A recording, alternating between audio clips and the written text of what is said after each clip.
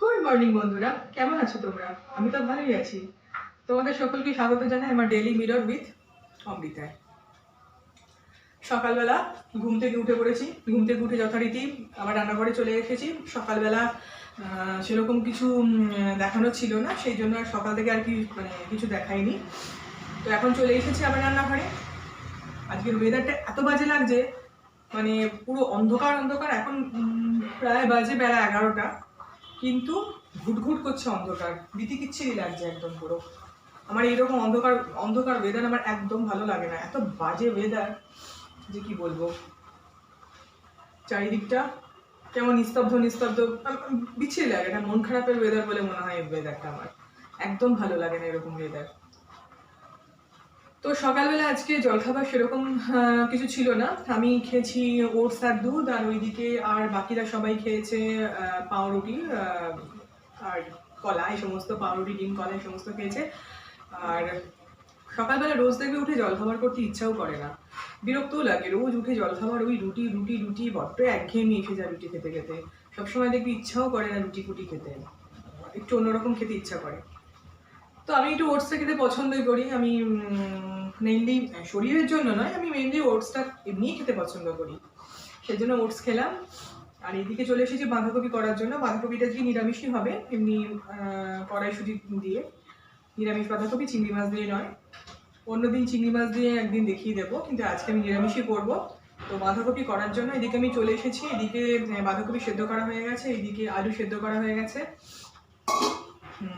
তো চলো বেশি বকবক করবো না। আর ওইদিকে হবে আরেকটা রান্না হবে, সেটা হচ্ছে তোমার ওই কপির ডাঁটার চচ্চড়ি, সেই রান্নাটা হবে। তো তো আস্তে আস্তে বকবক না করে রান্নাটা শুরু করে দিই।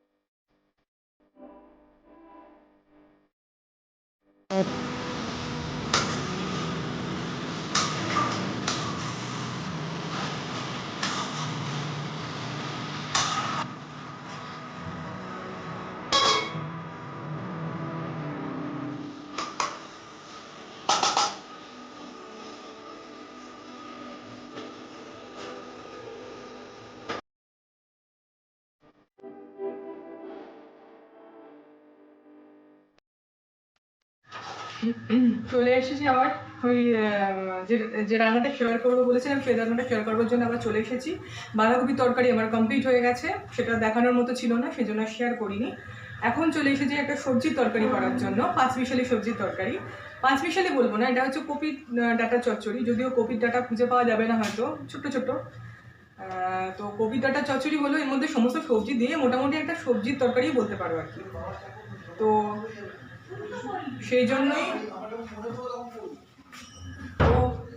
জন্যই আমি এখানে সবজি মোটামুটি সবজি কেটে রেখেছি। সবজির মধ্যে রয়েছে এখানে ফুলকপি রয়েছে, মূলো রয়েছে, কুমড়ো রয়েছে, বেগুন রয়েছে, আর শিম রয়েছে, কপির ডাঁটাও আছে। সেটা মানে খুঁজে পাওয়ার মতো অপেক্ষা রাখে না আর কি, অনেকটাই কম, সেরকমভাবে নেই। তো চলো শুরু করে দিই রান্নাটা। কড়াইটা আগে বসিয়ে দিই। সেরকম কিছু বেশি লাগবে না, এর জন্য আমার লাগবে একটু রসুন ফোড়ন দেবো আর একটু কালো জিরে ফোড়ন দেবো।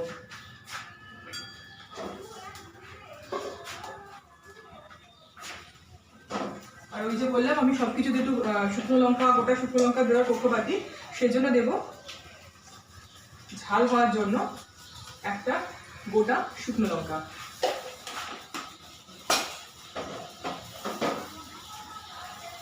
জলটা শুকোক, জলটা মরুক একটু। দেখবে শীতের দিনে যে কোনো সবজি দেখবে যেরকমভাবে খুশি করো না কেন, কিন্তু সমস্ত সবজির টেস্টটা খুব ভালো আসে। যেটা তুমি গরমকালে যেমনভাবেই করো না কেন টেস্ট তুমি পাবে না, সে বাঁধাকপি থেকে শুরু করে ফুলকপি থেকে শুরু করে কোনো কিছুই নয়। কিন্তু দেখবে শীতকালে তুমি যে কোনো সবজি যেরকমভাবে খুশি করো, একটু নুন হলুদ দিয়ে, একটু কাঁচা লঙ্কা, একটু কালো জিরে ফোড়ন দিয়ে করো, সেটারই দেখবে টেস্ট অন্যরকম হয়।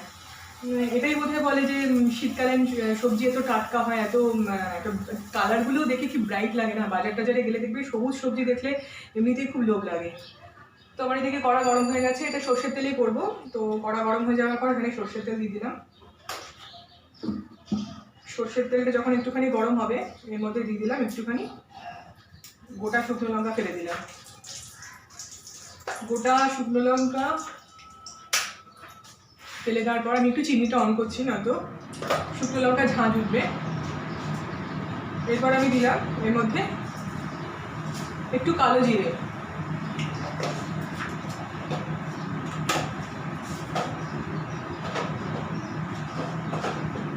কালো জিরে দেওয়ার পর এর মধ্যে দিয়ে দিলাম রসুন ফোড়ন।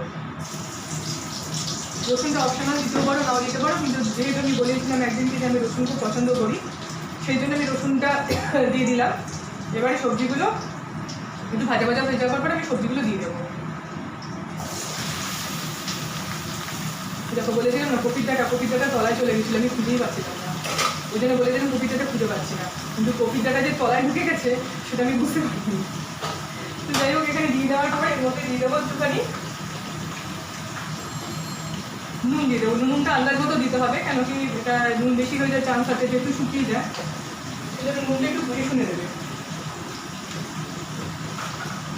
দিয়ে দিলাম হলুদ গুঁড়ো, এটা আমি কাশ্মীরি শুকনো লঙ্কার গুঁড়ো অ্যাড করবো না, কোনো রকম আদা জিরে ফিরে এই সমস্ত কোনো কিছুই অ্যাড করবো না।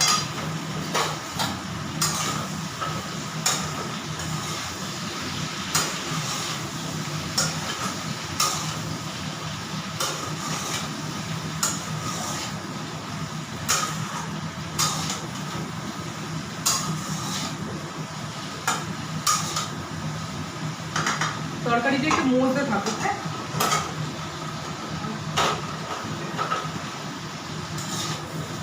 আমার না গ্যাসের যে এটা মানে যে ওই যে কী বলে এগুলোকে, ওটা কাঁচা লঙ্কা যেটার নিজের ঝাল কেমন খাও সেই বুঝে শুনেই দেবে আর কি। আমি বলেছিলাম যে আমি ঝাল খেতে ভালোবাসি, সেই জন্য আমি একটু লঙ্কাও বেশি খাই। কাঁচা লঙ্কা দিয়ে দিলাম।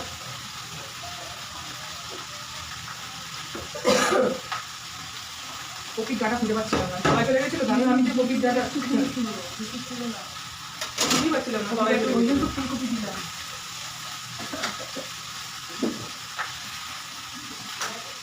একটুখানি একটু মিষ্টি দিয়ে দেবো,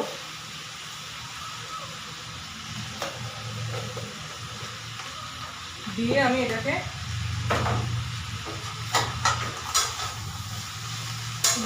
নাড়াচাড়া করে নিয়ে, কপির ডাঁটা খুবই কম, মানে না হওয়ার মতো, এই জায়গায় একদম অল্প, তো এমনি সবজিগুলো বেশি করে দেওয়া হয়েছে।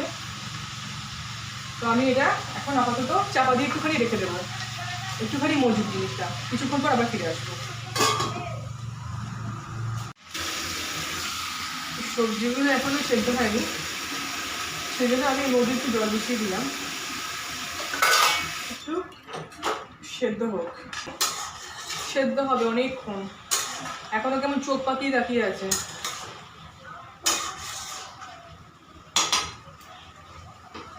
এর মধ্যে এই সর্ষে পাউডারটা এর মধ্যে মিশিয়ে দিলাম অল্প।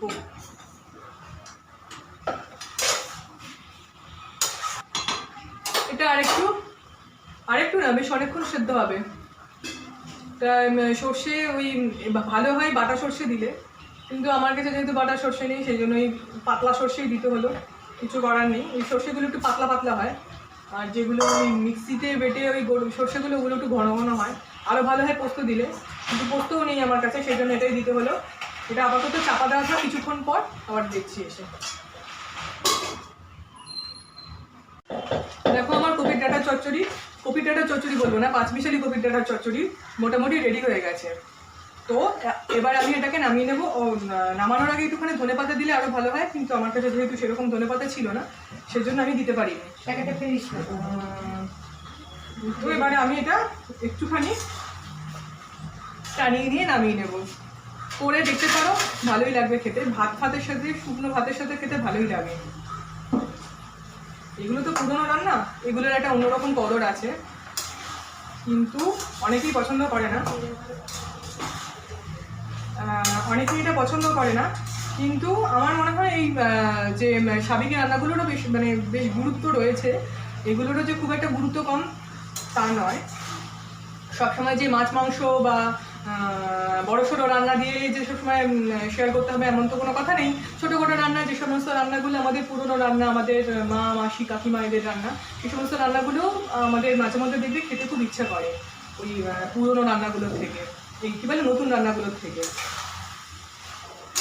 তো এইদিকে আমার এটা গ্রেভিটা মোটামুটি ঘন হয়ে গেছে। এটা শুকনো শুকনোই হবে, খুব একদম পুরো টানানো হবে না, মোটামুটি একটু গ্রেভি গ্রেভি হবে, একটু নরম একটু শক্ত এরকম টাইপের। এবার আমি এটা নামিয়ে নেব।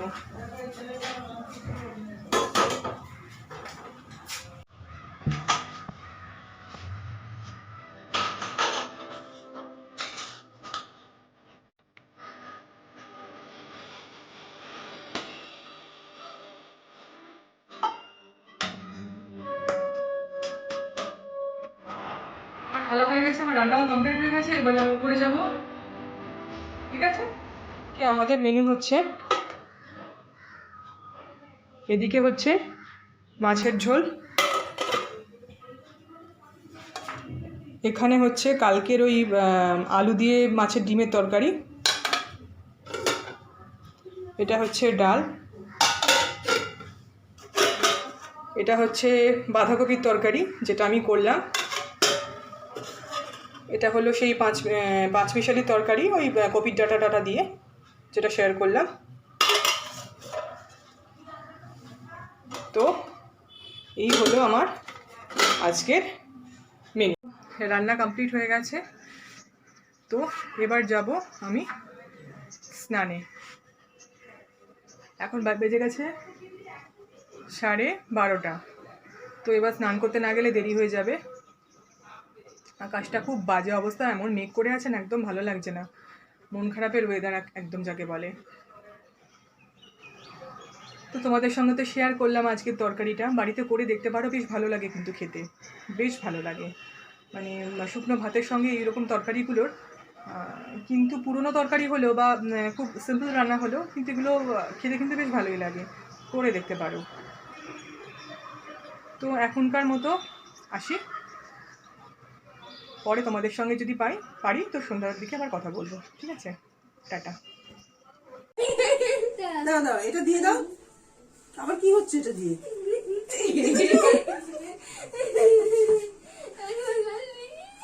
আমি দিয়ে দিই